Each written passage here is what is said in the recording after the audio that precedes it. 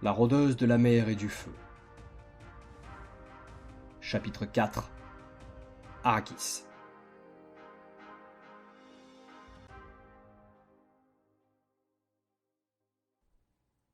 Je bondis de branche en branche dans les arbres qui bordent la route, où ma sœur marche d'un trot rapide, perdue dans ses pensées. Le combat d'aujourd'hui a levé de nombreuses questions dans sa petite tête de belette. Comme nous sommes proches de Masqueria, on n'aurait pas dû croiser de Kaira par ici. De la Kaira qui n'hésite pas à attaquer une tarancasse d'ailleurs. Une tarancasse, sans déconner. Était-il si téméraire? Voire fou? Ou juste ignorant alors? Suicidaire? Ils n'ont jamais entendu parler des araignées des jungles d'Azami? Pfff, quelle belle bande de baltringues. Je ne me suis amusé qu'un instant avec eux. Mon regard s'arrête sur Lilou qui maintient toujours son allure, semblant voler sur les pavés. Par contre, le Garmon, lui, a failli nous poser quelques petits problèmes.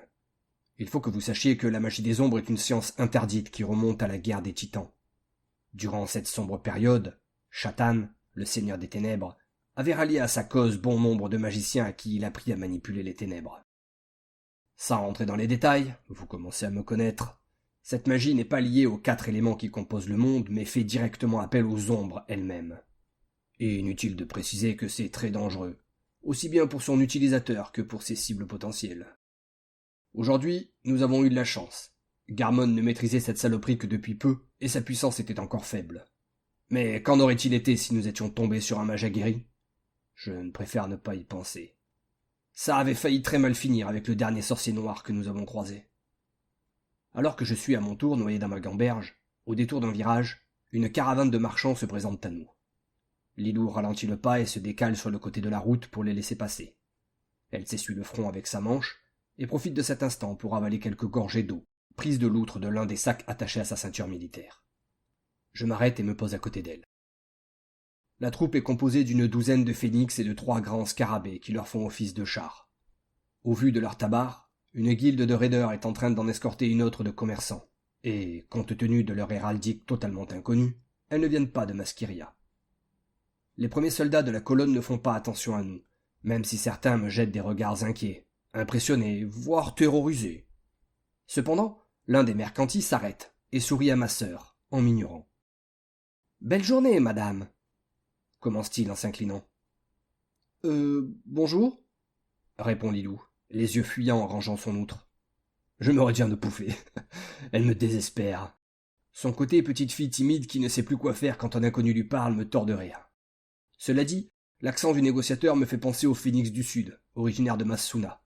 Et ces derniers ne sont pas réputés pour considérer les femmes à la même place que les hommes. Après, un marchand reste un marchand et tous les trônes sont bons à prendre. Mais il est rare qu'ils interpellent une femme en temps normal. Et vu la gueule de ma sœur, avec ses fringues et sa crasse, il doit également en déduire qu'il s'agit d'une aventurière. Et les aventuriers sont mal vus dans leur pays. Alors, soit ce gars-là est l'exception qui confirme la règle, soit il a faim de thunes. Nous avons une large gamme de bijoux, torques et bagues de qualité remarquable, explique-t-il, forgés par les séraphins de Hurle-Tempête. Il semble très fier de sa marchandise, et continue. Nous avons aussi beaucoup de matériel pour les raiders comme vous. Ma sœur lui fait un demi-sourire, mais l'homme n'attend pas et claque des doigts. Aussitôt, le premier des 3 scarabées de la caravane s'abaisse et se pose lourdement.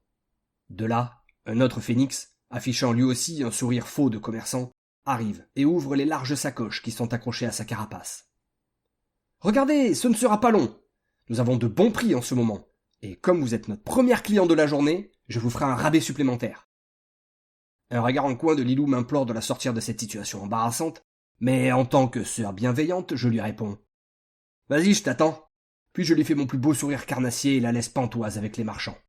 Ça lui changera les idées. Elle remet maladroitement sa mèche orange derrière l'oreille, puis se penche sur les biens à vendre. Je m'approche du 2e scarabée. Pas trop dur le commerce, caravanier? La créature me dévisage de ses petits yeux ronds et agite ses longues antennes lamelliformes, typiques des individus de son espèce. Non, dame Tarancasse. Je peux porter beaucoup plus que cela. Les gris-gris de ces marchands ne me gênent guère, au contraire. Et entre nous, je préfère cela à la mine ou à l'armée. Ici, on est bien traité, bien nourri, et on voyage beaucoup. Que demander de plus? Finit-il en souriant avec ses mâchoires titanesques. Ces aînés sont des lucalisques, des carabes cuirassés à la force herculéenne, qui louent leur service comme bêtes de somme ou de combat. Avec une carapace de couleur noire aux reflets métalliques, ils ont une paire de mandibules en forme de faux gigantesques, qui les rendent particulièrement impressionnants. Ils viennent de la savane de Brocard et œuvrent beaucoup avec les Souniens et les Bédouins comme chars de guerre. Cependant, depuis que la paix a été signée entre les différentes cités-États phénix du Sud, la plupart d'entre eux se sont reconvertis dans le transport ou la manutention. Sidic était seul ce soir, repris-je. Oui, nous avons vu. Nous avons même hésité à partir aujourd'hui.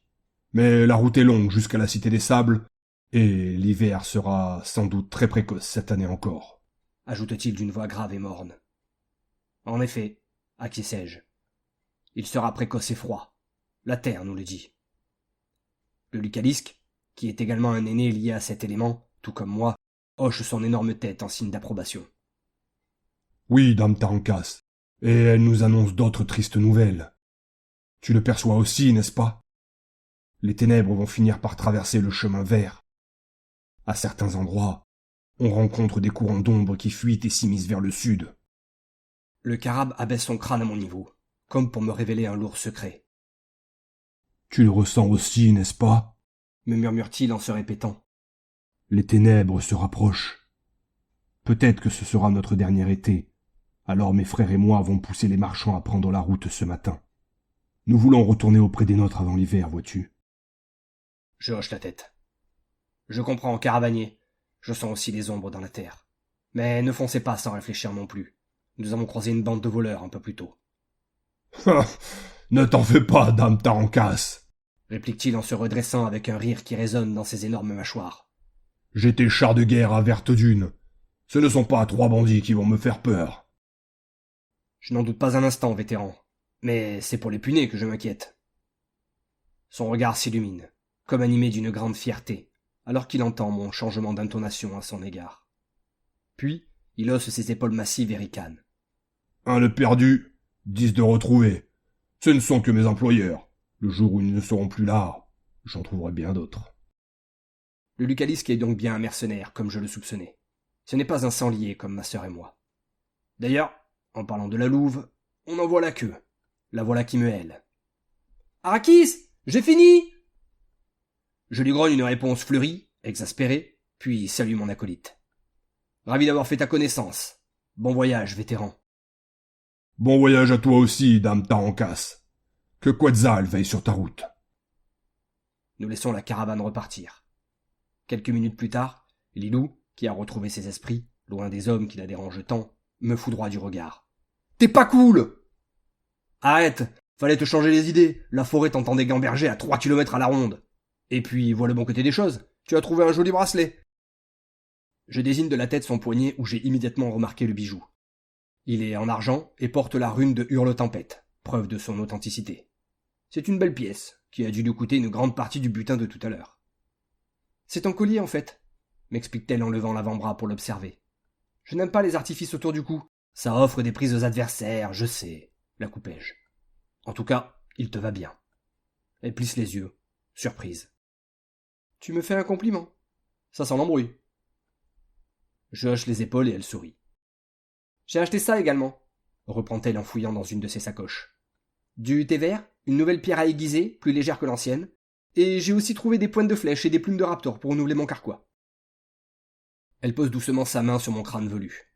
« Merci, Arrakis. » Elle m'offre une risette tendre et s'exclame, tout enjouée. « Allez, en route, Poussinette.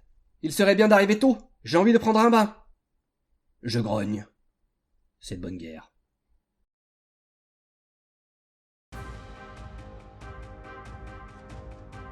Encyclopédie des savoirs anciens.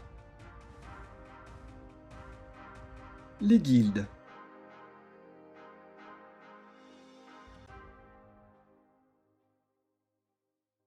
Toutes les cités-États de Turem possèdent des guildes, de Masbrida, perdue dans la toundra du Nord, à Massilia, métropole grouillante de vie. Et il en existe pour chaque type d'activité. Artisans, commerçants, mercenaires, militaires, bâtisseurs, navigateurs, cultivateurs, ou encore aventuriers, également appelés Raider. La plupart de ces guildes sont dirigées par un maître de guilde et un corps d'officiers, dont l'effectif est variable en fonction de leurs occupations. Par exemple, une petite guilde de bûcherons ou de trappeurs ne peut compter qu'une dizaine d'individus, alors qu'une guilde de maçons à Masuna peut en avoir plusieurs centaines. Les guildes tirent leurs ressources financières des commanditaires. Lorsqu'un individu ou une organisation a besoin de leurs services, il soumet une requête à plusieurs guildes. Une fois l'accord trouvé, la guilde est rémunérée selon la difficulté et la durée de leur mission. Cette rémunération se répartit alors entre l'impôt dû à la cité, les finances propres à la guilde et la part revenant aux membres qui ont participé à la mission. Les guildes sont indépendantes des autorités de leur cité-État, mais elles sont soumises à leurs lois et paient un impôt. La direction d'une guilde se transmet souvent de génération en génération, les fils et les filles reprenant la relève, mais il arrive que certaines optent pour une élection interne rigoureuse, où seuls les plus anciens membres peuvent voter. Les guildes peuvent également migrer et changer de localité, sous certaines conditions, et avec l'aval de la ville qu'elles quittent et celle qu'elles souhaitent rejoindre. Cette pratique était peu utilisée au siècle précédent, mais la tendance commence à s'inverser depuis la signature de tous les traités de paix entre les cités phénix. Cependant, cela donne toujours lieu à de rudes négociations qui réveillent bien souvent de vieilles tensions et de vieilles rancunes.